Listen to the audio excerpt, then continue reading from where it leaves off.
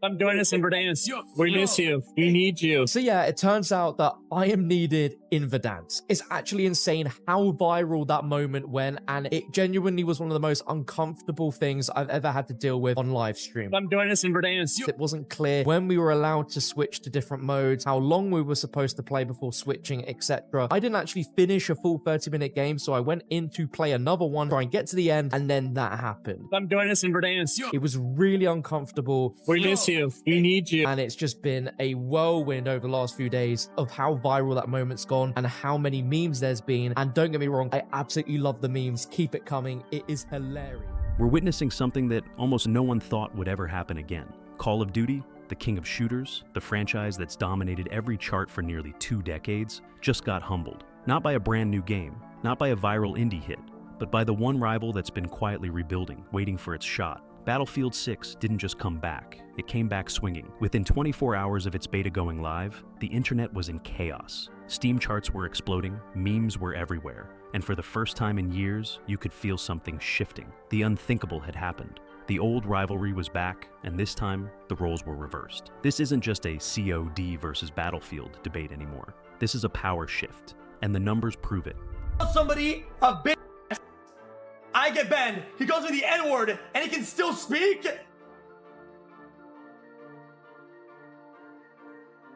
At the wall hacks, maxed out, the aimbot maxed out. It all started in late August 2025. EA launched the open beta for Battlefield 6, and within hours, it became one of the biggest beta launches in gaming history. Over 521,000 concurrent players jumped in on Steam alone. For context, that's more than 5 times what Call of Duty. Black Ops 7 managed during its own beta the same week. What made that moment so wild wasn't just the numbers, it was the reaction. For years, Battlefield fans had been the butt of every joke. Memes about broken servers, buggy launches, unfinished games, and suddenly, the internet flipped. Screenshots of Steam charts flooded X and Reddit. Battlefield players were celebrating like their favorite team just won the Super Bowl. And honestly, they had every right to. The beta wasn't perfect, but it felt right. The sound design hit like thunder. The gunplay had weight again. Explosions weren't just visual effects. They rattled your screen like a war movie. People weren't logging in just to test the game. They were logging in to experience what Battlefield used to feel like. Large-scale chaos, teamwork, immersion, and that sense of, holy shit, this is epic. But the craziest part, that was only the beginning. This person got so much hate, and I thought this was cheated as well. But it's an aiming style that has been that is kind of common amongst the aimers in Battlefield. There's one clip to me that was like a bit sussy, and that's it. This one. Like, what are we doing right now, buddy?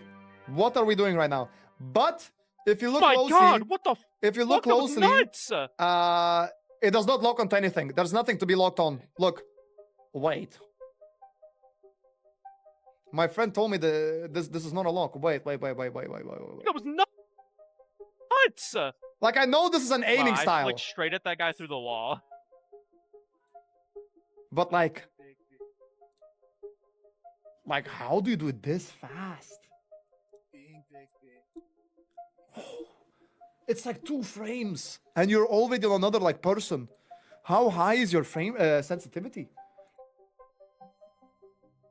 Okay, this is like, I can do that, but the fact that it's so accurate on a person through the wall is crazy. Boom, magician. October 10th, 2025, Battlefield 6 officially launches. And the internet goes nuclear again. On Steam, the game peaks at 747,000 concurrent players, making it one of the top 3 most played games in the world that weekend.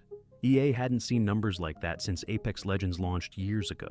Compare that to COD's recent record. Even with Warzone and Modern Warfare combined, Activision couldn't come close to those figures on PC. And remember, that's one Battlefield game versus 3 Call of Duty titles, sharing player counts. It wasn't just a win, it was a statement. A statement that players were tired of being milked year after year with recycled engines, minor UI tweaks, and overpriced skins. Battlefield's launch wasn't about nostalgia, it was about rebellion. Social feeds were on fire. Gamers posted memes of Battlefield stealing COD's lunch money. Steam charts were turned into digital victory banners. You could almost feel the relief from the community, like the gaming world had finally balanced itself again.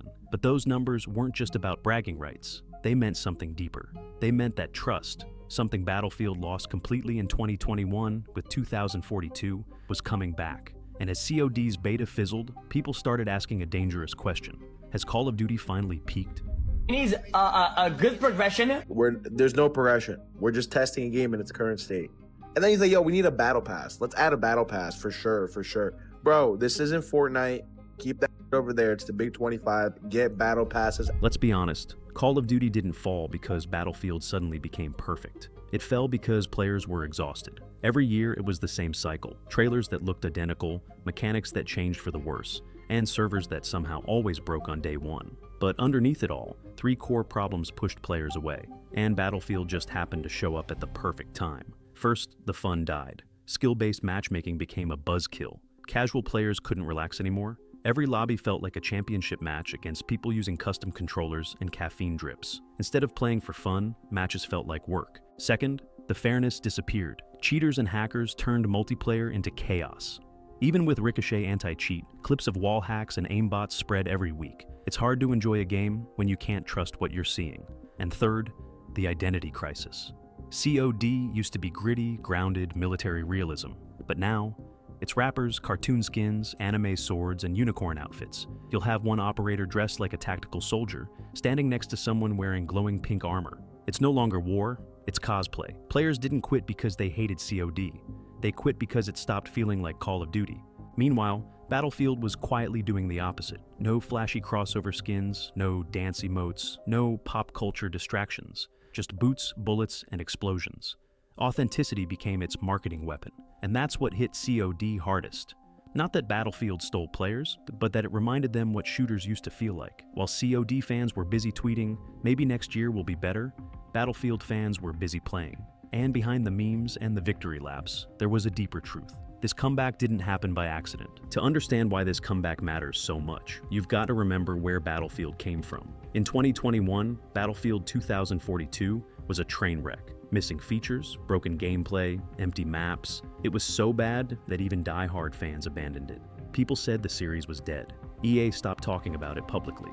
DICE, the studio behind it, got roasted daily. But instead of walking away, they rebuilt. Over the next few years, DICE quietly launched what they called Battlefield Labs, an internal rebuild initiative. They brought in community testers, ex-developers from older titles, and even retired modders who'd worked on Battlefield 3 and 4. They went back to the drawing board. They studied what made the classics iconic, destructible environments that actually mattered, large-scale teamwork that rewarded coordination, that signature sound design, the echo of a sniper shot across a valley. And when Battlefield 6 hit beta, all that work showed. Every bullet impact, every explosion, every chaotic push for an objective felt alive. The devs didn't just fix the game, they fixed the spirit of the franchise. Then came the cherry on top. EA dropped a day one patch list with over 200 changes based on community feedback. Weapon balance, spawn logic, lighting, server tweaks, all directly responding to what players said during the beta. Think about that. A AAA publisher actually listened. That transparency instantly rebuilt goodwill. Gamers started saying things like, DICE finally learned, or this feels like Battlefield again. For the first time in years, people weren't just hyped because a game looked good. They were hyped because the developers cared, and that's something Activision hasn't been able to say in a long time. But even with the comeback, there's one question that everyone's still asking. Can Battlefield keep it real, or will history repeat itself? You can fix bugs and patch weapons all day, but there's one thing you can't fake: vibe.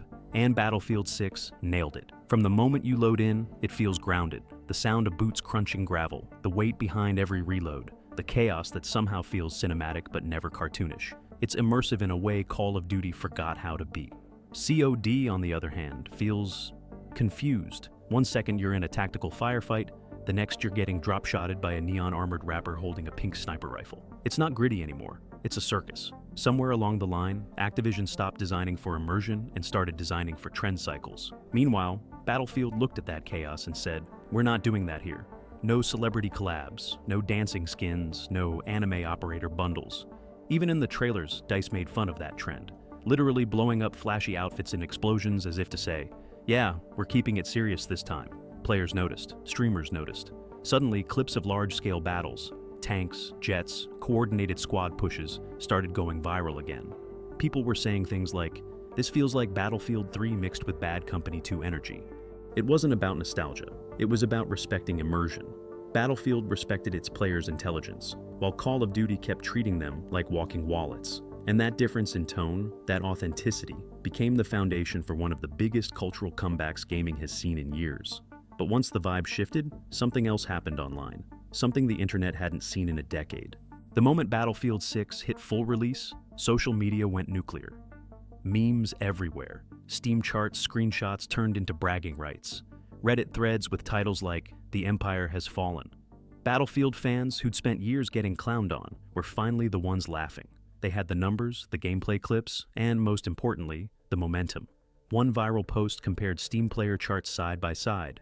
Battlefield 6, 747,000 concurrent. Call of Duty, beta, 74,000, a 10 times difference. The caption, 3 COD games combined and still lost to 1 Battlefield. Brutal. It wasn't just about bragging, it was about redemption. For years, Battlefield players were told their game was dead, that COD was untouchable. Now, they finally had proof that passion beats brand loyalty. Even COD creators started switching sides, testing BF6 on stream, posting clips, admitting the gameplay just feels better. That kind of crossover hasn't happened since 2011, but not everyone took it well. COD loyalists flooded comment sections with excuses. It's just the honeymoon phase. Battlefield's always buggy. Wait until the COD campaign drops. And yet, every excuse got dismantled. Battlefield 6 wasn't just surviving, it was thriving. Even the new Portal mode added fuel to the fire. Players began recreating old maps, and even some Call of Duty-style arenas, inside Battlefield itself. Imagine that, fans building COD maps inside the rival game just to prove a point. The irony was too perfect. This online energy felt historic. It wasn't just another gaming moment. It was a community finally reclaiming its pride. But deep down, everyone knew, momentum in gaming doesn't last forever. And that's when the conversation turned serious. N drops. Here's the thing about comebacks. They're easy to lose. Right now, DICE and EA are sitting on top of the world. Battlefield 6 shattered records. Season 1, Rogue Ops, drops October 28th with a new map, a new 4 versus 4 mode, and new weapons. Everyone's hyped, but players have seen this story before. EA can't let greed ruin it. If they start chasing live service trends again, overpriced bundles, pay-to-win guns, limited edition operator packs, the trust they've rebuilt will disappear overnight. The developers seem to know that. In interviews, DICE devs keep saying phrases like, "Earn the player's trust every patch." That's exactly the attitude they need. And over on the other side, Activision's in damage control mode. Call of Duty, Black Ops 7 launches November 14th, 2025, and early leaks suggest Activision's pulling every marketing trick in the book. Celebrity cameos, crossovers, early access bundles, anything to grab attention. But players aren't biting like before. The hype feels forced. The real issue isn't sales. COD will still sell millions. The real issue is aura. For the first time ever, Call of Duty doesn't feel untouchable. When a player sees both games side by side, Battlefield 6 feels like effort. COD feels like habit. You can buy advertisements, you can't buy momentum. And that's what Activision's losing, fast. Battlefield doesn't have to outsell COD forever, it just has to stay authentic.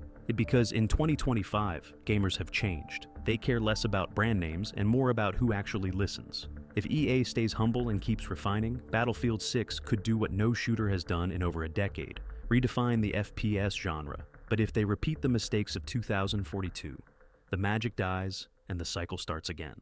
At the end of the day, it's kind of poetic. For almost 20 years, Call of Duty ruled like a monarch. Every fall, a new release dropped, the world stopped, and the crown stayed firmly on its head.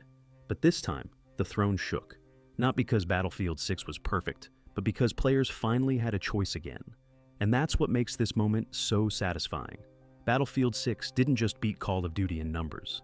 It reminded everyone why we fell in love with shooters in the first place. Teamwork, chaos, authenticity, and that pulse-pounding adrenaline you can't fake. Meanwhile, COD is learning a lesson that every giant eventually faces. You can't build loyalty on microtransactions. You can't keep fans forever with recycled content. And you definitely can't fake passion. Battlefield earned back trust the old-fashioned way. By listening, by fixing what was broken, by showing that effort still matters. Sure, COD will bounce back eventually. It always does. But that aura of invincibility, gone. For the first time since the mid-2000s, Battlefield isn't chasing anyone. It's leading. And honestly, it's about time. Because this comeback isn't just about EA or Activision, it's about the players, the ones who stuck around, gave feedback, demanded better, and finally got it. So, yeah, maybe this is the start of a new era, an era where developers have to earn our attention again, where gamers control the narrative, not marketing teams. The same way COD 4 changed everything back in 2007, Battlefield 6 might be doing it again in 2025, just in the opposite direction. It's proving that authenticity still wins. So, what happens now? That's up to us.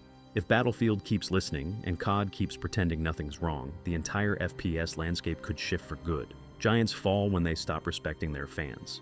And right now, Activision's feeling that heat.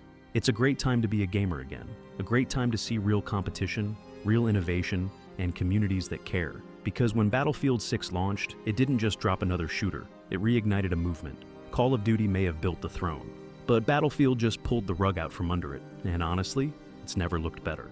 If you've been watching this entire FPS war unfold, drop your thoughts below. Battlefield or COD, whose side are you on right now? I'll be in the comments reading your takes. And if you want more breakdowns like this one, hit that sub button and turn on notifications. This battle's just getting started.